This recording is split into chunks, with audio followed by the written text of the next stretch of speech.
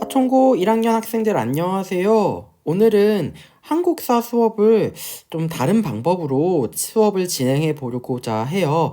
이름하여 거꾸로 수업이라고 하죠. 그래서 여러분들이 선생님이 이제 20분 정도 영상을 찍어서 이제 유튜브에 올려서 여러분들 지금 보고 있죠. 이 영상을 보시고 우리 프린트 101쪽에 나와 있는 청년, 소년, 학생 운동부터 해서 자, 문화의 변화까지 여러분들이 빈칸을 채워주시면 되겠습니다. 자, 채워주신 다음에 여러분들 이제 본 수업에서는 이거와 관련된 구체적인 활동들을 좀 진행을 해보려고 해요. 자, 여러분들 지금 선생님이 3개의 사진을 가져와 봤는데요. 자, 이 3개의 사진이 바로 오늘 수업에서 배우게 될 내용들입니다. 자, 맨 처음에 선생님 오른쪽 위에 있는 여성은 윤심덕이라고 불리우는 일제강점기의 신여성이고요. 자, 밑에는 나온규의 아리랑의 장면, 그 다음에 별건곤이라고 불리우는 잡지의 모습이에요. 자, 이러한 일제강점기 때에 다양한 사회 문화의 모습들을 한번 살펴보도록 하겠습니다. 자, 우리 프린트는 101쪽을 펴주시면 되겠습니다. 자, 우리 프린트 101쪽을 보면 지난 시간에 다양한 사상의 확산과 농민운동과 노동운동이라고 해서 선생님이 열심히 연기를 했었죠. 자, 그래서 이제 그 이후에 등장을 하게 될 청년 학생운동부터 한번 살펴보도록 할게요. 선생님이 지난 시간에 사회운동이라고 불리우는 거는 운동의 주체에 따라서 청년, 학생, 여성, 소년, 그리고 형평운동 등으로 나누어진다라고 이야기를 했었죠. 자, 그 다음 세 번째, 네 번째 나오는 청년 학생운동을 보도록 하겠습니다. 자, 청년운동이에요. 말 그대로 청년들이 주축이 되어서 일본의 식민지배에 대해서 저항하던 움직임이라고 이야기할 수가 있습니다. 자, 그들은 기본적으로 강연회와 토론회, 야학 등을 통해서 민중을 계몽하는 데 힘을 썼던 애들이었어요. 특히나 비밀 결사 형태로 독서회라고 불리우는 단체를 조직을 해서 활동을 벌였는데 독서회, 이름 그대로 책을 읽는 단체라고 이야기를 할 수가 있습니다. 자, 청년들 주 가운데서는 학생들도 있었기 때문에 학교에서 이제 공부를 받는 학생들도 있었기 때문에 식민지 교육 정책에 대한 여러 가지 차별들도 있었습니다. 자, 그러한 식민지 교육의 정책에 대한 차별에 대한 반대 움직임으로 등교 거부, 수업 거부, 동맹 휴학 등을 전개해 나가게 되었고요. 자, 이러한 청년 운동이 전개되는 과정 속에서 학생들이 주축이 되어가지고 다양한 민족 운동을 전개해 나갔습니다. 그것이 바로 1926년에 전개되었던 60만세 운동과 1929년에 전개되었던 광주 학생 항일 운동이라고 할 수가 있어요. 자, 먼저 26년에 전개되었던 60만세 운동부터 보도록 하겠습니다. 자, 60만세 운동에서 여러분들이 기억해야 되는 거는 학생들이 주축이었기 때문에 기본적으로 교육에 대한 비판, 그리고 일본의 식민지배에 대한 비판이 있었어요. 거기다가 이 60만세 운동은 순종의 서거라고 하는 사건이 계기가 되어서 전개가 되었습니다. 자, 우리 순종의 서거처럼 앞에서 한번 배웠던 개념이 있죠. 고종의 서거를 기점으로 해서 전개되었던 민족운동이 있었습니다. 그것이 바로 뭡니까? 3.1운동이죠. 자, 이렇듯 60만세 운동은 그 3.1운동을 모티브로 삼아서 순종의 인산의 장례식을 기점으로 해서 다양한 계층들이 참여해서 전개했던 민족운동, 만세운동이 60만세 운동입니다. 그래서 60만세 운동을 제2의 3.1운동이다라고 이렇게 표현을 하기도 하거든요. 자, 근데 이 60만세 운동이 재밌는 게 여러 세력들이 참여를 하게 돼요. 자, 여러분들 프린트에 봤듯이 사회주의 세력도 포함이 되고요. 천도교 세력도 들어가게 되고 여러 학생 단체들도 이 활동에 참여를 하게 됩니다. 자, 이러면서 대규모의 3.1운동처럼 만세시위를 벌이려고 하다가 사전에 발각을 하게 돼요. 그러면서 이 민족운동을, 만세운동을 전개했던 지도부가 검거가 되었지만 학생 단체를 중심으로 해서 순종의 장례일에 맞춰서 만세시위가 전개가 되었고요. 시민들이 가담을 하였습니다. 하지만 일본은 탄압을 하게 되었어요. 자, 이 60만세 운동의 의의를 보도록 할게요. 학생들이 이제 항일 민족운동의 주체로서의 역할을 학생들이 했다라는 거에 의의를 가지고 있습니다. 그리고 민족 유일당 결성에 공감대를 형성했다라고 했는데요. 자, 이게 무슨 의미냐면요. 자, 여러분들 민족 유일당 우리 지난 시간에 배웠어요. 일제강점기 시기에는요. 1920년대 특히나 자, 사회주의 계열과 민족주의 계열이 있었다라고 얘기를 했죠. 자, 그러다가 사회주의 같은 경우에는 치안유지법을 계기로 해가지고 굉장히 많은 탄압을 받게 되었고, 민족주의 계열에서 내에서도 자, 일본과 타협하자라고 하는 타협적 민족주의자들이 대두하면서 비타협적 민족주의자들이 입지가 약해지게 됩니다. 그런데 이 60만세 운동을 기점으로 해서 우리가 사회주의라고 해서 나쁘게 볼 것이 아니고 민족주의라고 해서 나쁘게 볼 것이 아니라 공통의 목표가 있으면 힘을 합쳐서 운동을 전개해 나갈 수 있다라고 하는 그러한 생각이 이제 통일이 되죠. 그러면서 사회주의와 민족주의의 통합의 결과 1927년에 만들어진 단체가 바로 뭐다? 신간회라고 불리우는 단체입니다. 자, 이 신간회 같은 경우에는요, 우리가 앞선 중간고사에서도 선생님이 시험 문제로 냈듯이 굉장히 많은 활동들을 전개해 나갑니다. 특히나 1929년에 전라남도 광주에 있었던 광주 학생 항일운동을 지원해주는 역할을 하게 돼요. 자, 그러면 29년에 전개되었던 광주 학생 항일운동에 대해서 한번 살펴보도록 하겠습니다.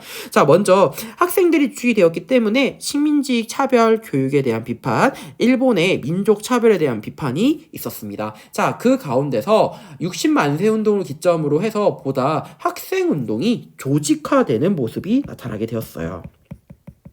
자, 이 학생 운동이라고 하는 것이 기본적으로 여러 개의 단체들이 그냥 계속 전개가 되는 거에서 자, 학생 운동이 독서회라고 불리우는 단체를 중심으로 해서 자, 저다 체계적이고 조직적으로 운영이 됩니다. 자, 그러면서 이제 학생운동에 어떻게 보면 불꽃이 서서히 타오르고 있는 시점에서 광주 학생 항일운동의 기폭제가 되었던 사건이 있었어요. 그게 바로 뭐였냐면 일본 학생이 우리 한국의 여학생을 희롱한 사건이 있었습니다. 자, 아마 선생님이 예전에 신간의 설명을 할 때 이 부분을 연기했던 거를 여러분들이 기억을 할 것 같아요. 연기는 수업 시간에 다시 한번 보여주도록 하겠습니다.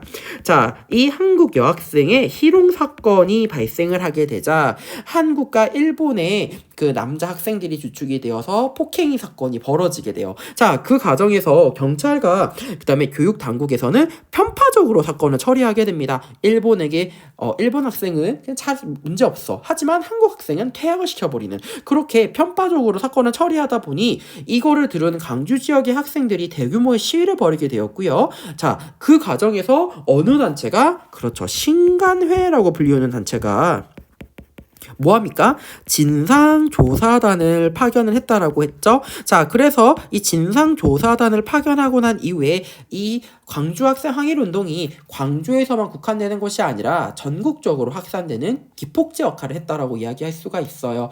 자, 그러면서 이제 학생운동이 전개되었지만 일본의 강한 탄압으로 인해 가지고 학생 운동은 좌절되는 모습들도 보이기도 하였습니다. 그러나 3.1 운동 이후에 전개된 바로 여러분 적어주세요. 최대 규모의 바로 항일 민족 운동이었다라고 이야기할 수가 있습니다. 자, 보다 더 자세한 내용은 본 수업에서 이야기를 해주도록 할게요. 자, 그러면 이제 다음 페이지로 넘어가도록 하겠습니다. 자, 우리 농민운동, 노동운동, 청년운동, 학생운동 배웠는데요. 자, 다음으로 볼 거는 여성운동과 소년운동 보도록 하겠습니다. 여성운동은요, 여권 신장을 위해서 만든 단체들이에요. 그래서 조선여자교육회, 조선여성동회와 같은 단체들이 이 당시에 만들어지었습니다. 그리고 신간의 자매단체라고 이야기할 수 있는 사회주의 계열과 기독교 세력이 연합해가지고 만든 단체가 하나 있었죠. 그게 바로 뭐였습니까? 근우회였습니다. 자, 그래서 이 근우회의 활동을 바탕으로 해서 여성들이 이제 사회 진출에 대한 움직임들을 표출하는 여성운동들을 전개하게 되었고요. 대표적인 인물로는 우리 교과서에 나와 있는 나혜석, 윤심덕 등이 있습니다. 자, 이 부분들도 수업 시간에 좀 더 영상과 사진을 통해서 확인을 해보도록 할게요. 자, 다음으로 볼 거는 소년운동인데요. 자, 이 소년운동을 주도했던 종교는 바로 천도교였습니다. 자, 이 천도교 소년회라고 하는 단체가 만들어지게 되었고, 자, 여기서 활약했던 대표적인 인물이 있습니다. 그 인물이 바로 누구였냐면 소파 방정환 선생님입니다. 자, 이 방정환 선생님은요, 어린이라는 표현을 사용하게 되었고요. 특히나 이 당시 어린이들이 노동운동을 굉장히 어린 나이에 하다 보니까 발육 상태라든지 건강 상태가 좋지 않았어요. 자, 그래서 아이들이 하루만이라도 좀 잘 즐겁게 놀 수 있는 날을 만들었으면 좋겠다라는 취지에서 만든 것이 오늘날의 어린이날입니다. 자, 그 천도교 소년회가 중심이 되어서 어린이날을 제정을 하게 되었고요. 뿐만 아니라 잡지로 어린이라고 불리우는 잡지도 발행을 하게 됩니다. 그러면서 이제 소년운동이 전개가 되었고요. 자, 그 다음에 볼 거는 형평운동 보도록 하겠습니다. 자, 마지막 형평운동인데요. 형평, 말대로 평등을 추구하는 겁니다. 우리가 역사 시간에 배웠듯이 갑오개혁을 기점으로 해서 신분제는 폐지가 되었습니다. 하지만 사회적으로 이 신분제의 그런 사회적인 악습들은 존재했고요. 특히나 어느 계층에 대한 차별이 심했냐면요. 백정이라고 불리우는 계층에 대한 차별이 심했습니다. 자, 백정은 여러분들 수업 시간에 배웠듯이 고려하고 조선은 달랐죠. 고려는 일반적인 백성들을 그냥 백정이라 불렀던 거에 비해서 조선시대에는 도살업이나 도축업과 같은 좀 힘든 그런 업무를 수행했던 사람들이었어요. 자, 근데 이 백정에 대한 차별은 갑오개혁으로 신분제가 폐지되었다라고 한들 억압이나 차별은 계속 유지가 되었습니다. 자, 이러한 차별과 편견, 백정에 대한 차별과 편견을 해소하기 위해서 당시에 단체가 하나 만들어지게 됩니다. 그게 바로 뭐냐면 조선 형평사라고 불리우는 단체입니다. 자, 조선 형평사는 바로 이 백정에 대한 차별과 편견을 없애기 위해서 만든 단체라고 이야기할 수 있겠고요. 이 조선 형평사에서 요구했던 거는 우리도 다른 신분들처럼 평등한 대우를 요구하게 됩니다. 그러한 움직임의 결과 백정의 인권의 향상을 가져오게 되었고요. 이후에 이 조선 형평사는 다른 분야의 사회운동가 단체와도 협력하는 모습을 보이게 되면서 이전까지는 신분 해방, 이전에 백정의 그런 신분적인 차별에서 벗어나서 이제 점차 여러 사회운동 단체들과 협력을 하게 되면서 항일 민족운동으로 발전을 하게 됩니다. 자, 이러한 과정 속에서 이제 다양한 사회운동의 모습들을 보게 되었는데요. 자, 다음에 보면 3분 퀴즈라고 해서 4개의 문제가 나와 있습니다. 자, 이거 선생님이 수업 시간에 설명을 했던 건데요. 자, 우리 본 수업 때 선생님이 여러분들 잘했는지 한번 테스트 보도록 하겠습니다. 자, 그러면 우리 다음 페이지로 넘어가도록 할게요. 103쪽입니다. 자, 103쪽을 보면 이제 문화와 관련된 부분들이 나와 있습니다. 그래서 한글 연구, 한국사 연구, 그 다음에 종교계 활동, 교육 활동, 언론 활동, 그 다음에 연극과 영화, 문학과 예술 활동, 대중가요와 대중잡지라고 불리우는 부분으로 나누어서 문화에 대한 우리 수업 움직임들을 한번 살펴보도록 할게요. 자, 먼저 첫 번째 한글 연구입니다. 이 당시에 일제강점기였기 때문에 일본어에 대한 사용이 많았어요. 특히나 일본은 조선인을 일본인과 똑같이 만들겠다. 동화 정책의 그런 명목하에서 한글 연구를 금지시켰습니다. 특히 중일 전쟁 이후에는 일본어만을 사용을 강조하게 돼요. 자, 이러한 과정 속에서 우리 한글을 연구하기 위한 움직임은 1920년대부터 시작이 됩니다. 자, 먼저 첫 번째 나왔던 단체가 바로 뭐였냐면요. 조선어 연구회입니다.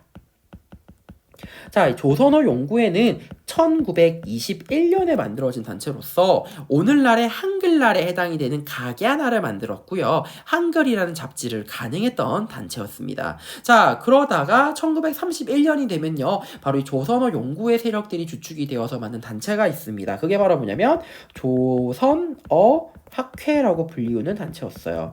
자, 이 조선어 학회에서는 1931년에 만든 단체로서 오늘날에 여러분들이 국어 시간에 배우는 맞춤법에 대한 통일안과 표준어를 제정을 하게 되었고요. 우리말 큰사전 편찬 사업을 추진을 하게 되었습니다. 자, 이 소식을 알았던 일본은요. 바로 이 조선어학회 사람들을 탄압을 하게 되었고요. 그 탄압의 사건을 뭐라고 부르게 되냐면 조선어 학회 사건이라고 불러요.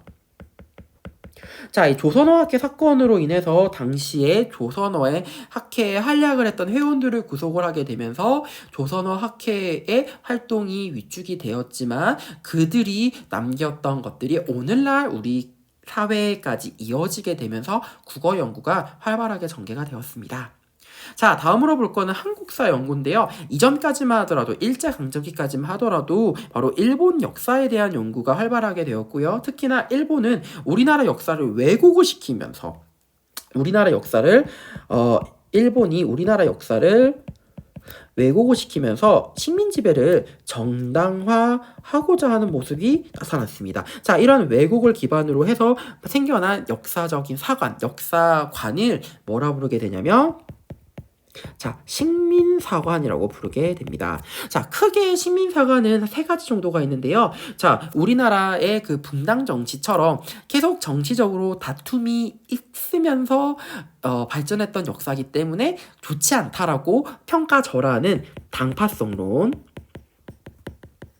자, 두 번째는 바로 조선은 주체적으로 발전한 것이 아니라 중국이라든지 일본이라든지 이런 나라들의 도움을 받아가지고 자기 스스로 할 수 있는 능력이 없다. 다시 말하면 타인에 의해서 발전했다라고 얘기하는 타율성론. 자, 그 다음에 뭐가 있냐면요. 바로 조선이라고 하는 이 국가가 발전함에 있어서 서양에서 적용이 되는 역사 발전의 그러한 흐름을 따라가지 못하고 따라가지 못하기 때문에 미개한 역사다라고 평가하는 정체성론이라고 하는 그러한 주장이 있습니다.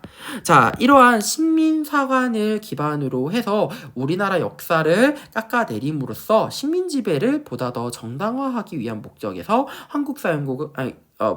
모습에서 일본은 역사 왜곡을 하게 되었고요. 자, 이러한 왜곡 과정에서 우리나라 역사를 지키기 위해서 민족주의 계열에서 얘기했던 민족주의 사학, 그 다음에 사회경제사와 실증주의 사학과 같은 모습들로 한국사연구가 전개가 되었습니다. 자, 민족주의 사학을 연구했던 대표적인 인물로는 박은식과 신채호를 들 수가 있습니다. 자, 박은식은 키워드입니다. 굿콘이라고 불리우는 걸 강조하게 돼요. 나라의 혼을 강조하게 됐다라고 하는 거야. 자, 이 박은식이 썼던 책은요, 한국통사라고 불리우는 책을 쓰게 되었고, 한국 독립운동 지열사라고 불리우는 책을 쓰게 됩니다. 본 수업 때 좀 더 자세히 얘기하도록 할게요. 자, 이와 함께 등장했던 신채호 보도록 하겠습니다. 자, 신채호는 우리 민족의 고유한 정신을 강조하고 좀 옛날 과거의 역사에 대한 탐구를 더 강조했던 인물이었습니다. 그래서 그가 쓴 대표적인 책으로는 조선 상고사라고 불리우는 대표적인 책이 있습니다. 뿐만 아니라 조선사 연구초 등을 만들면서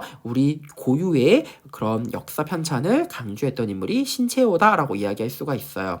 자, 이러한 박은식과 신채호로 대변되는 민족주의 사학은요, 정인보, 안재홍, 문일평 등의 계승이 되면서 이후 조선의 역사에 대해서 보다 더 탐구를 하자라고 하는 조선학 운동으로 발전을 하게 됩니다. 이것도 본 수업 때 좀 자세하게 이야기하도록 하겠습니다. 자, 그리고 우리나라 역사 발전을 서양의 역사 발전으로 대입시켜가지고 설명했던 인물도 있었습니다. 그 인물이 바로 누구였냐면 백남훈이었어요. 자, 이 백남훈은 조선 사회 경제사라고 불리우는 책을 저술을 해서 유럽에서 서양에서 적용되는 역사 발전의 세기 흐름을 우리나라 역사에도 대입시켜가지고 설명을 해서 이전에 얘기했던 정체성론을 반박을 하기도 하였습니다. 자, 뿐만 아니라 문헌고증을 통해서 객관적인 연구를 서술을 하기 위한 실증주의 사학도 발전하게 되었는데요. 실증주의 사학의 가장 대표적인 단체로는 진단학회가 있습니다. 자, 이 진단학회는 진단학보를 발행을 하면서 바로 여러 가지 활동들을 벌였다라고 할 수 있겠고요. 자, 이 무렵에 일제가 발간된 역사 교과서가 밑에 나와 있으니까요. 한번 읽어봐 주시기 바랄게요.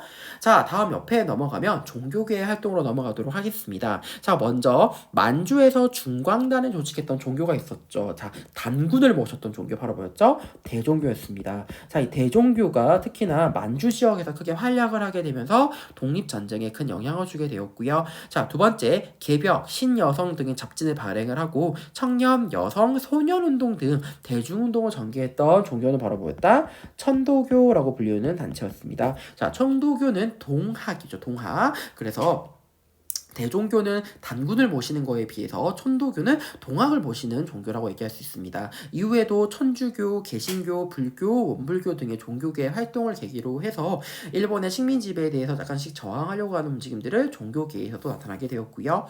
자, 뿐만 아니라 우리는 일본과 다른 교육을 이제 받아야 된다라고 하는 교육적 차별로 인해서 교육 활동 또한 여러 단체들이 중심이 되어서 전개가 되었습니다. 일본은 한국인에 대해서는 보통 교육과 실업 교육을 강조하고 특히나 이제 우리가 아직 안 배웠지만 일본 제국의 왕을 천황이라고 불러요. 그 천황의 나라, 일본 제국이겠죠. 황국의 신하되는 도리를 강조하는 한국 신민으로서의 강요를 교육을 통해서 강조를 하게 됩니다. 그러면서 한국 신민서사를 암송시키는 등의 조치를 취하게 되거든요. 자, 그러면서 우리나라의 그런 교육을, 우리 조선인을 위한 교육을 위한 활동들을 여러 학교와 단체들이 중심이 되어서 전개가 되었습니다. 자, 그 당시에 만들었던 사립학교, 강습소, 야, 계량서당 등이 중심이 되어서 민족의식과 사회의식을 고취하는 활동들을 벌이게 되었고요. 뿐만 아니라 1920년대 밀립대학 설립운동을 주도했던 단체도 하나 있었습니다. 그게 바로 뭐였냐면 조선교육회라고 불리는 단체였어요. 자, 이 조선교육회는 밀립대학 설립운동에 참여했던 단체로서 한국인 중심의 교육을 지향하는 활동을 벌이게 됩니다. 자, 그리고 여성들에게 교육을 해야 되겠다라고 이야기하면서 자, 차미리사를 중심으로 하는 조선여자교육회도 만들어지기도 하였습니다. 자, 이 당시 교육의 모습들을 살펴보았는데요. 자, 다음으로 볼 거는 언론 활동을 보도록 하겠습니다. 자, 문화 통치 과정에서 언론의 제한적인 자유가 인정이 되었다라고 이야기를 했어. 자, 그렇지만 일본은 일제강점기에서는 언론을 통제하는 모습도 보이게 되었습니다. 그래서 일본을 비판하는 신문사에 대해서는 폐간을 하거나 압수를 하거나 그 다음에 기사를 삭제하는 등의 조치를 취하게 되었는데요. 자, 이런 통제는 20년대 이어서 30년대에도 굉장히 심해지게 됩니다. 대표적인 사건이 바로 뭐였냐면요. 일장기 말소 사건이 있었어. 자, 당시 베를린 올림픽에서 우리나라 사람이었던 송기정 선수가 당시 일본 식민지였기 때문에 일본 대표로 나가게 됩니다. 자, 그러면서 금메달을 따게 되는데요. 자, 그 금메달을 따서 단상에 올라가면서 이제 일본의 국가가 나오게 돼요. 자, 그 사진을 찍었는데, 자, 이 송기정 선수는 조선인이죠. 그래서 조선일보와 동아일보는 바로 일본의 그 국기였던 일장기를 편집을 해서 지워버려서 신문을 발각을 하게 됩니다. 자, 이거를 본 일본은요, 바로 조선일보와 동아일보를 폐간시키는 조치를 단행을 하게 돼요. 그러면서 일본에 대해서 비판적인 논조와 비판적인 글을 썼던 이러한 언론사들에 대해서도 강한 통제를 했다라는 거 여러분들이 기억을 했으면 좋겠습니다. 자, 다음 페이지 넘어가도록 할게요. 자, 104쪽입니다. 자, 다음으로 볼 거는 연극과 영화입니다. 이 시기에 이제 기존에 조선시대에 발전했던 판소리나 가명극과 같은 전통 공연이 위축되었지만 연극이라고 하는 새로운 장르의 대중 그런 문화를 향유할 수 있는 부분들이 등장을 하게 됩니다. 대표적인 것이 신파극이라고 하는 소재인데요. 신파극은 눈물이 나올 정도로 굉장히 감동적이고 슬픈 이야기를 얘기하는 거예요. 대표적인 것이 바로 장한몽이라고 불리는 연극이 있었습니다. 자, 이런 연극을 개발하기 위해서 당시에 만들었던 다양한 단체들도 있었거든요. 대표적인 단체가 1923년에 만들어진 토월회라고 불리는 단체가 있었어요. 1923년. 자, 그 다음에 1931년에 만들어진 극예술연구회가 있었습니다. 자, 그러면서 이제 연극에 대한 그런 연구를 이렇게 활발하게 전개되었고요. 자, 이 연극을 통해서 우리 민중들, 일반 조선인들을 계몽시키고 각성하는데 연극이라는 소재를 활용했다라고 이해하면 좋을 것 같아요. 자, 우리나라 최초의 연극 전용 극장은 바로 동양극장이라고 불리우는 극장이었습니다. 자, 연극뿐만 아니라 이 시기에 영화도 처음 등장하게 되었는데요. 우리나라 최초의 영화 제작사는 조선 키네마라고 불리웁니다. 자, 그러면서 우리나라 최초의 영화 바로 나온규라는 사람이 만들어낸 아리랑이라고 불리우는 영화도 이 당시에 제작이 되었습니다. 자, 연극과 영화 선생님이 본 수업 때 좀 더 자세하게 얘기해 보도록 할게요. 자, 다음으로 볼 거는 문학과 예술인데요. 1910년대는 이광수, 최남선 등과 같은 소설가들이 중심이 되어서 계몽적인 성격이 강했습니다. 그러다가 20년대는 낭만주의, 자연주의, 사실주의 문학이 유행을 하게 되었고 신경향파라고 하는 세력이 등장하게 되었고요. 30년대는 신민지 형식을 외면하는 순수 문학이나 이육사, 윤동주 중심의 저항 문학들이 발전하기도 하였습니다. 자, 그러면서 우리 일제강점기 때 들어오게 되면 새로운 그러한 문화의 모습이 나타나게 되는데요. 그것이 바로 뭐냐면 대중가요입니다. 우리나라 최초의 대중가요라고 불리우는 것은 바로 윤심덕이 만들었다고 전해지고 있는 사의 찬미입니다. 이거 수업 시간 본 수업 때 다시 한번 이야기해 보도록 할게요. 이외에도 이 당시에 축음기나 레코드, 라디오 등이 보급이 되면서 대중가요가 확산이 되었고요. 일본의 엔카를 우리식으로 만든 바로 트로트라는 것도 이 당시에 유행을 하게 됩니다. 1920년대에요. 자, 그리고 대중 잡지로서 개벽, 별곤곤, 삼천리, 신여성 등과 같은 그런 잡지들도 만들어지기도 하였습니다.